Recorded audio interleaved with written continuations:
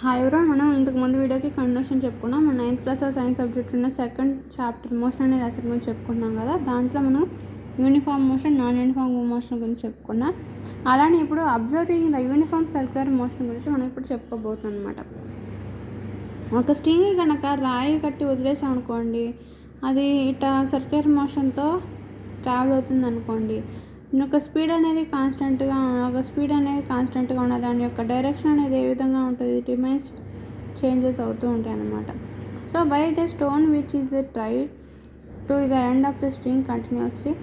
ఒక స్ట్రింగ్ యొక్క ఎండ్కి ఒక రాయి కట్టి తిప్పుతున్నాం అనుకోండి. ఫర్ ఎగ్జాంపుల్, మనం ఒక పెద్ద థ్రెడ్ తీసుకున్నాం అనుకోండి.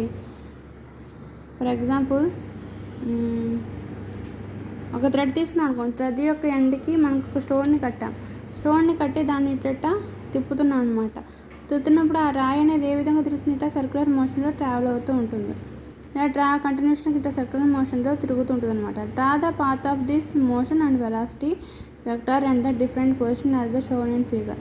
సో ఈ ఫిగర్లో చూసినప్పుడు తిరుగుతూ ఉన్న సర్క్యులర్ మోషన్ తిరుగుతున్న స్టోన్ యొక్క పొజిషన్, దాని యొక్క ఏ విధంగా మోషన్ అవుతుంది, దాని యొక్క వెలాసిటీ వెక్టర్, ఆ డిఫరెంట్ పొజిషన్లో దాని యొక్క వెలాసిటీ ఏ విధంగా ఉంది, ఆ డైరెక్షన్స్ మనం ఇక్కడ ఫిగర్లో చూపించినప్పుడు నోట్ చేయాలన్నమాట.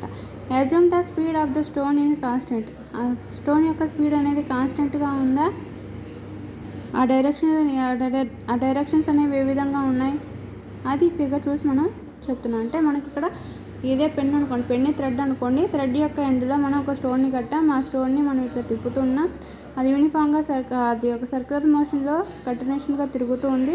దాని యొక్క మోషన్ని, దాని యొక్క వెలాసిటీ వెక్టర్ పొజిషన్లో ఏ పొజిషన్లో దాని యొక్క వెలాసిటీ వెక్టర్ని మనం ఇక్కడ రాస్తాను. అంటే వెలాసిటీ వెక్టర్ అంటే ఏ పొజిషన్లో అది ఏ డైరెక్షన్లో ట్రావెల్ అవుతుంది అనేది మనం ఇక్కడ యారో వెక్టర్ రూపంలో మనం ఇప్పుడు ఇండికేట్ చేసి చూపించాం అనమాట. What is the path of the stone. ఆ స్టోన్ తిరుగుతున్నప్పుడు ఏ పాత్లో ఉంది, సర్క్యులర్ పాత్లో ఉంది. It is clear that the path is circle. The direction of velocity changes at every instant of the time, but the speed is constant. ఇలా circular మోషన్లో తిరుగుతున్న స్టోన్కి speed అనేది కాన్స్టెంట్గా ఉంది, సర్టెన్ స్పీడ్తో ట్రావెల్ అవుతూ ఉంది.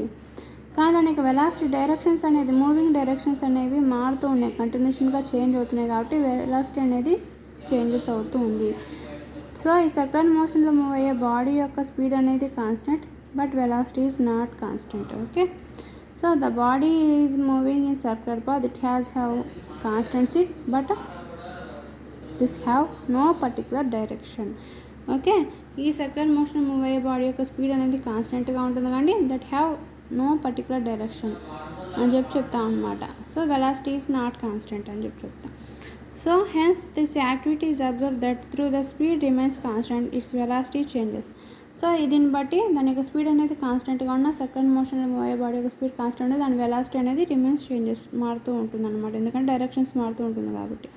So can you give few example for motion of an object where it speed remains constant but velocity changes. So ఇలా సర్క్యులర్ మోషన్ మూవ్ అయ్యే బాడీ యొక్క స్పీడ్ అనేది కాన్స్టెంట్ బట్ వెలాసిటీ అనేది రిమైన్స్ చేంజెస్ అవుతున్నాయని చెప్పి మనం ఈ విధంగా మనం గుర్తుపట్టి చెప్పగలం అన్నమాట. నెక్స్ట్ అలానే observing the motion of an object through ఇన్స్ ఎయిర్. అలానే ఒక ఆబ్జెక్ట్ని ఎయిర్లో విసిరేసినప్పుడు దాని యొక్క మోషన్ అనేది ఏ విధంగా ఉంటుంది. Through a stone into the air. ఒక రాయిని గాల్లో విసిరినప్పుడు while marking some angles with the horizontal. So అది మనం ఒక మార్క్ చేసినట్లయితే అది ఏ ట్రావెల్ అయిందో, ఏ పాత్లో ట్రావెల్ అయిందో మనం కనుక మార్క్ చేసినట్లయితే observe the path taken by it, draw the diagram as shown in the path and velocity vectors. Okay, so దాని యొక్క పాత్ గీసి దానికి వెలాసిటీ వెక్టర్ని ఫైండ్ అవుట్ చేయమని. ఇప్పుడు మనం ఇక్కడ గ్రౌండ్ ఫ్లోర్లో ఉన్నాం. ఒక స్టోన్ని ఇస్తే పైకి వెళ్ళి ఎయిర్లో పైకి వెళ్ళి తర్వాత అదేమవుతుంది, మళ్ళీ గ్రౌండ్ ఫ్లోర్ని రీచ్ అవుతుంది కదా. సో దాని పాత్ అనేది ఒక కర్వ్డ్ పాత్లో ఉంటుంది. దానికి వెలాసిటీ వెక్టర్ గీసినట్టయితే ఇది టాంజెంట్ పొజిషన్ ఇక్కడ, తర్వాత ఇట్లా ట్రావెల్ అవుతూ ఉంటుంది అనమాట. అంటే దీని స్పీడ్ అనేది ఫస్ట్ చాలా హై స్పీడ్తో రీచ్ అయ్యి తర్వాత స్టేబుల్ పొజిషన్కి వచ్చి మళ్ళీ కిందకు వచ్చేటప్పుడు మళ్ళీ ఎక్కువ స్పీడ్తో, అంతకన్నా ఎక్కువ స్పీడ్తో ట్రావెల్ అవుతుంది. సో ఒక ఎయిర్లోకి విసిరేసిన రాయి యొక్క గురించి చెప్పాలంటే దాని speed not constant speed changes and also directions also changes. Okay, speed change అవుతూ ఉంటుంది ఇట్లా ఎయిర్లో విసిరేసిన రాయికి, అలానే దాని యొక్క డైరెక్షన్ కూడా చేంజ్ అవుతూ ఉంటాయి. ఓకే, యూనిఫామ్ మోషన్లో స్పీడ్ కాన్స్టెంట్గానే ఉంటుంది, డైరెక్షన్ కూడా కాన్స్టెంట్గానే ఉంటుంది. నెక్స్ట్ ఇంతకుముందు మనం చెప్పుకున్నాం ఏ మోషన్ అది,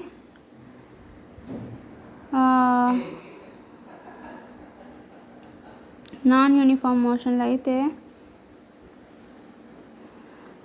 స్పీడ్ కాన్స్టెంట్గానే ఉన్నా బట్ డైరెక్షన్ అనేది చేంజెస్ అవుతూ ఉంటుంది.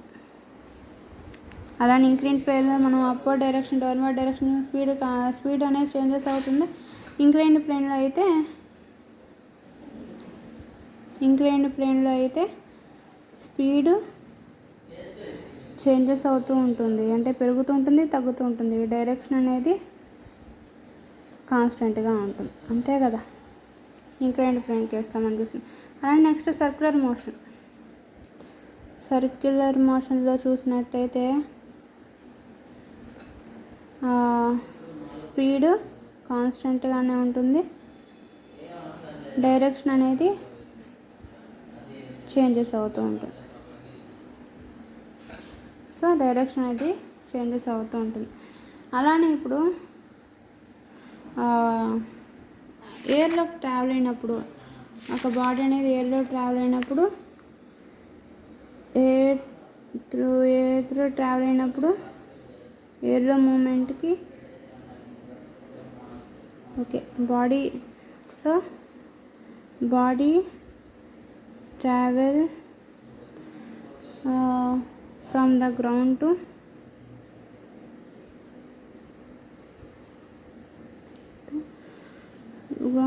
టువర్డ్స్ ఎయిర్లో కనుక ట్రావెల్ అయినట్టయితే ఇట్లా వెళ్తున్న బాడీకి స్పీడ్ చేంజ్ అవుతూ ఉంది, అలానే డైరెక్షన్స్ కూడా చేంజెస్ అవుతూ ఉన్నాయన్నమాట. సో ఇలా మనం ఈ లెసన్లో మనం వీటి గురించి చెప్పుకున్నాం. అదే కనుక మనం ఇక్కడ చూసినట్లయితే is the speed of the stone uniform, ఇక్కడ ఈ ట్రావెల్ అవుతున్నప్పుడు దానికి స్పీడ్ అనేది యూనిఫామ్గా ఉందా, లేదు, చేంజెస్ అవుతుంది. వై, ఎందుకంటే స్టార్టింగ్ పొజిషన్ అప్పర్ డైరెక్షన్లో కొంచెం ఫాస్ట్ అయితే తర్వాత రెస్ట్ తీసుకొని కాసేపు 1 సెకండ్ మళ్ళీ ఇంకా ఎక్కువ స్పీడ్ అది డౌన్వర్డ్ డైరెక్షన్లో గ్రౌండ్ సైడ్ వస్తుండే అనమాట. So speed is not uniform.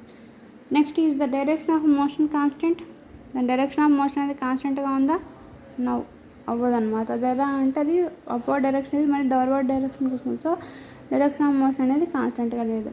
Is the above activity we might have notice that the speed and direction motion both changes continuously.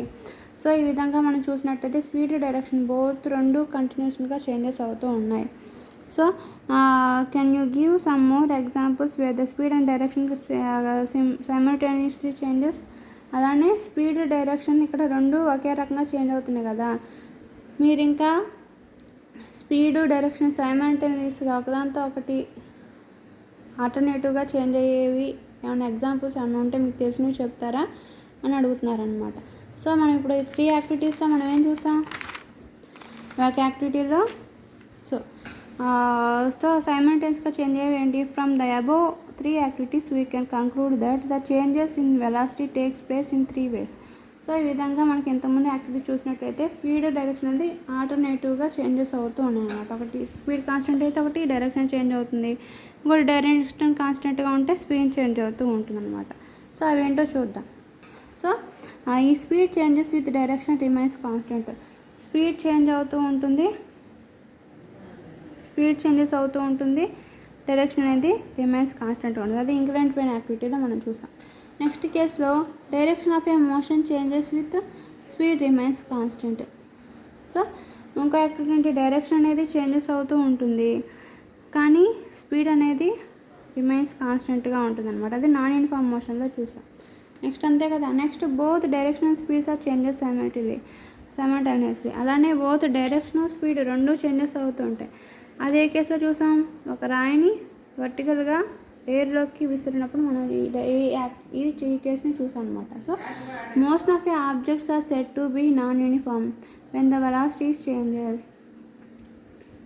ఎప్పుడైతే బాడీస్ నాన్ యూనిఫామ్ మోషన్లో ఉన్నాయో, అంటే ఇంక్లైన్ ప్లేన్లో ఉండొచ్చు, సర్క్యులర్ మోషన్లో ఉండొచ్చు, నాన్ యూనిఫామ్ మోషన్లో ఉండొచ్చు, అలానే ఈ గాల్లోకి విసిరబడి కూడా ఉండొచ్చు అనమాట. సో ఈ విధంగా నాన్ యూనిఫామ్ మోషన్లో ఎప్పుడైతే బాడీస్ ఉంటాయో అప్పుడు దాని యొక్క స్పీడ్ అనేది అది నాన్ యూనిఫామ్ మోషన్ ఉన్న బాడీస్కి వెలాసిటీ అనేది చేంజెస్ అవుతూ ఉంటుంది, ఎందుకంటే డైరెక్షన్స్ మారుతూనే ఉంటాయి కదా కంటిన్యూషన్గా. సో ఈ ఇంక్లైన్ ప్లేన్లో ఉండటం కానీ, సర్క్యులర్ మోషన్లో మూవ్ అవటం కానీ, రాయిని పైకి విసిరేయటం కానీ, 3 నాన్ యూనిఫామ్ మోషన్ కిందకే వస్తాయి అన్నమాట. సో నాన్ యూనిఫామ్ మోషన్ ఉన్న బాడీకి పర్టికులర్ డైరెక్షన్ అనేది ఉండదు కాబట్టి స్పీడ్ కాన్స్టెంట్గా ఉన్న దాని యొక్క డైరెక్షన్లో చేంజెస్ వస్తాయి కాబట్టి వెలాసిటీ అనేది చేంజెస్ అవుతూనే ఉంటుంది. Okay, next think and discuss. As ant is moving on the surface of the ball. ఒక బాల్ యొక్క సర్ఫేస్ మీద యాంట్ అనేది మూవ్ అవుతుంది అనుకుంటా, అది velocity changes or not. Explain, దాని యొక్క వెలాసిటీ చేంజ్ అవుతుందా కాదా ఎక్స్ప్లెయిన్ చేసి చెప్పండి. అలానే give and examples of motion where there is a changes only speed but no changes in direction of motion. Give example motion where the changes only speed. ఏదైనా ఒక body move అవుతున్నప్పుడు దాని యొక్క స్పీడ్ మాత్రమే change అయ్యి but there no change in direction of a body, దాని యొక్క body యొక్క డైరెక్షన్లో చేంజెస్ రావట్లేదు అనుకోండి, దాని గురించి చెప్పండి. సో వీటి గురించి మనం నెక్స్ట్ వీడియోలో మనం తెలుసుకుందాం. Okay, thanks for watching my video. Next video acceleration గురించి, డిసెలరేషన్ గురించి కూడా తెలుసుకుందాం. ఓకే, అలానే ఈక్వేషన్స్ ఆఫ్ మోషన్స్ గురించి కూడా మనం తెలుసుకుందాం. Okay, thanks for watching my video.